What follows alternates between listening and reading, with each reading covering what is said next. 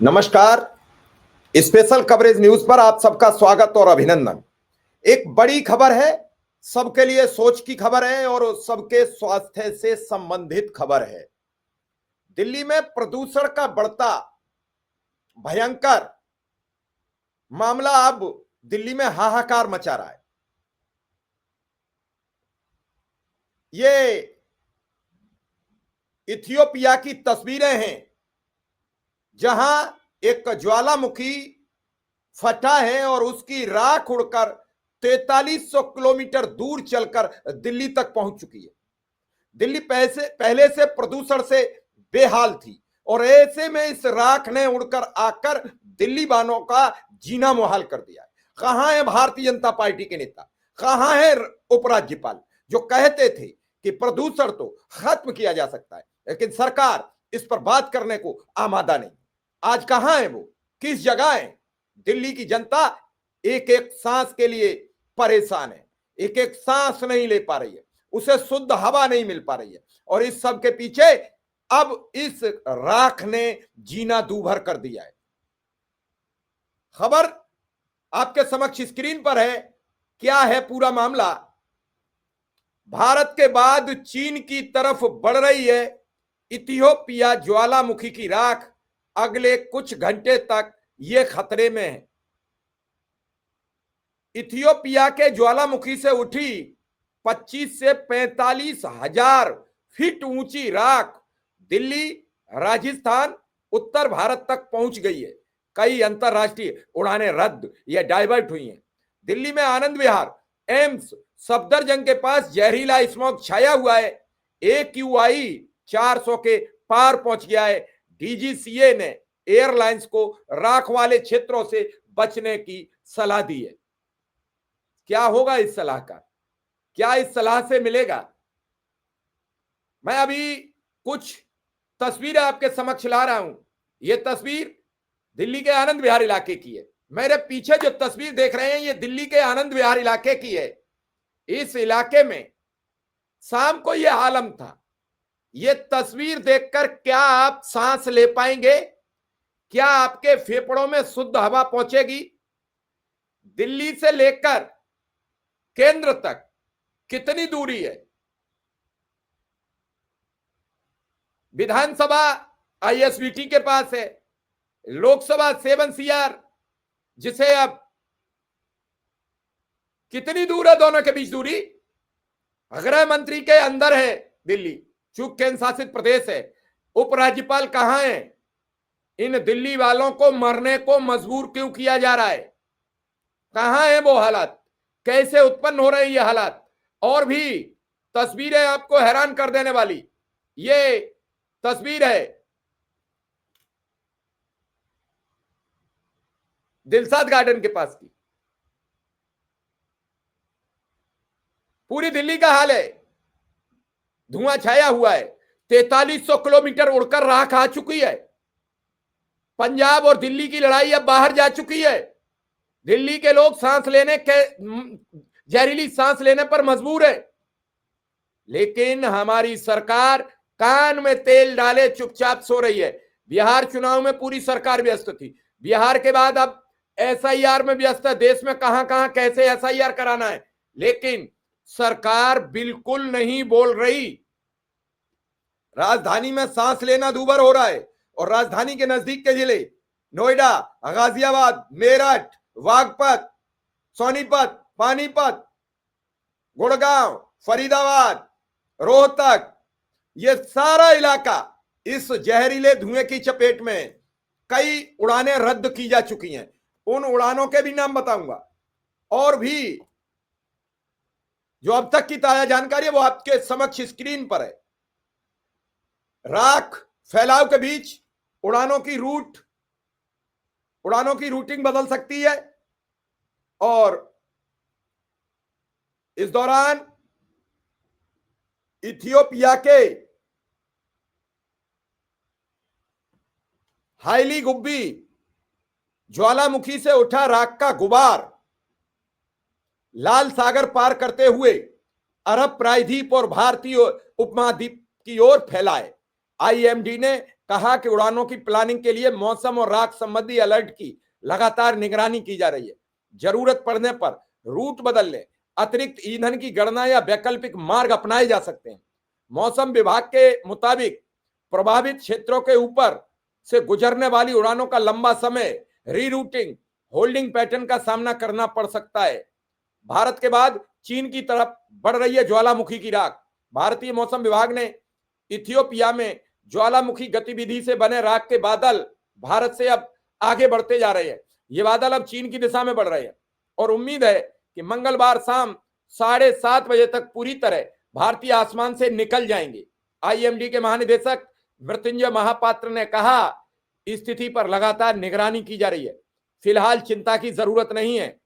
12 साल बाद फटा अफ्रीका का ज्वालामुखी राख भारत तक कैसे पहुंची?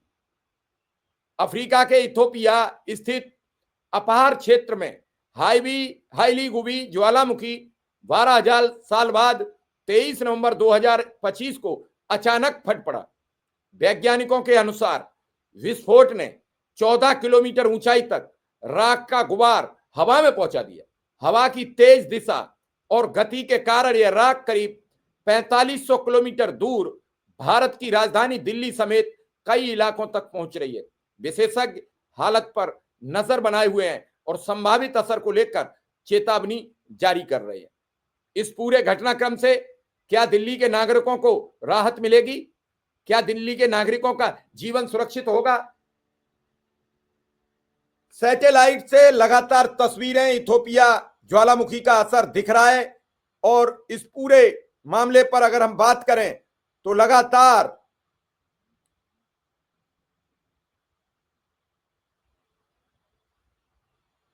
अलग अलग तरीके की तस्वीरें आई हैं। भारतीय मौसम विभाग ने बताया है कि इथियोपिया में ज्वालामुखी गतिविधि से बने राख के बादल भारत से दूर बढ़ते चले जा रहे हैं। उम्मीद है कि शाम तक कुछ अच्छी खबर मिले, लेकिन क्या इस दौरान भारतीयों की क्या हालत है यह किसी को पता है?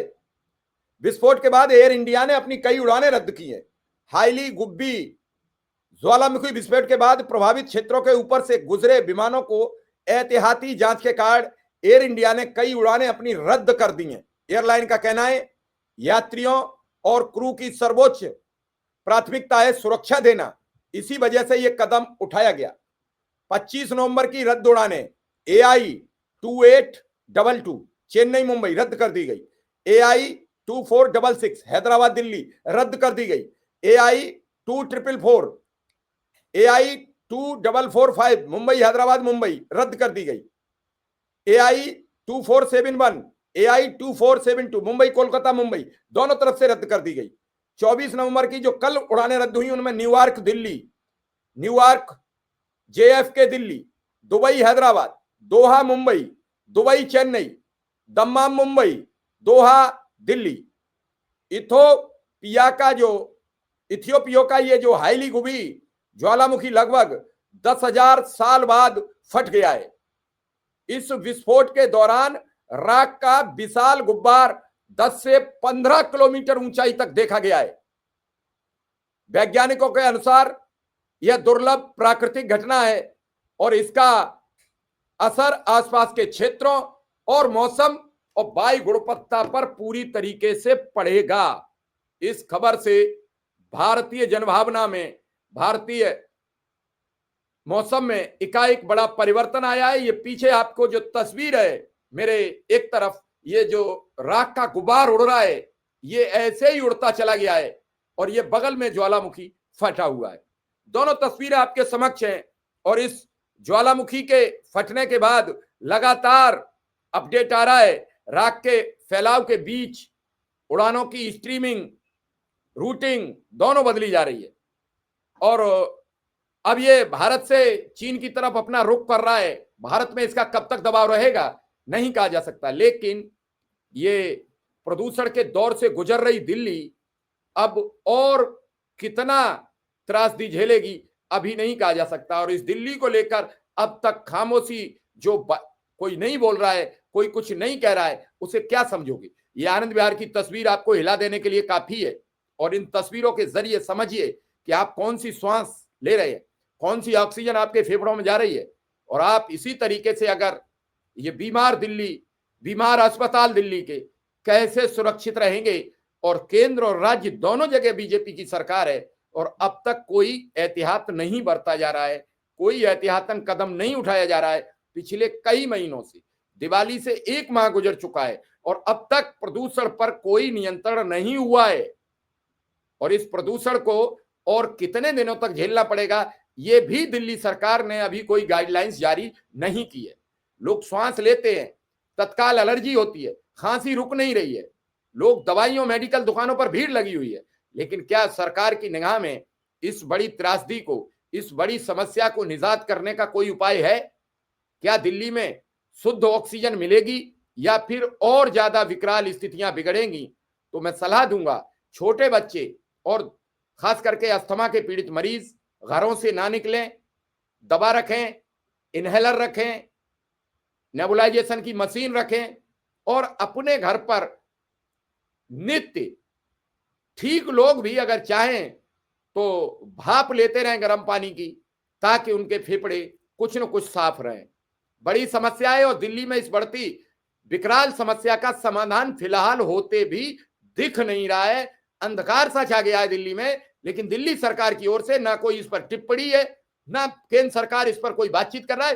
प्रधानमंत्री धर्म ध्वजा लहरा रहे हैं भगवान श्री राम की, बहुत अच्छा काम कर रहे हैं, देश की उनकी तरक्की की बात हो रही है, प्रभु श्री राम के मंदिर का गुणगान कर रहे हैं। लेकिन दिल्ली के लोग कैसे बचेंगे, दिल्ली के लोगों को शुद्ध ऑक्सीजन कैसे मिलेगी, शुद्ध हवा कैसे मिलेगी, इस पर कतई कोई बातचीत नहीं है।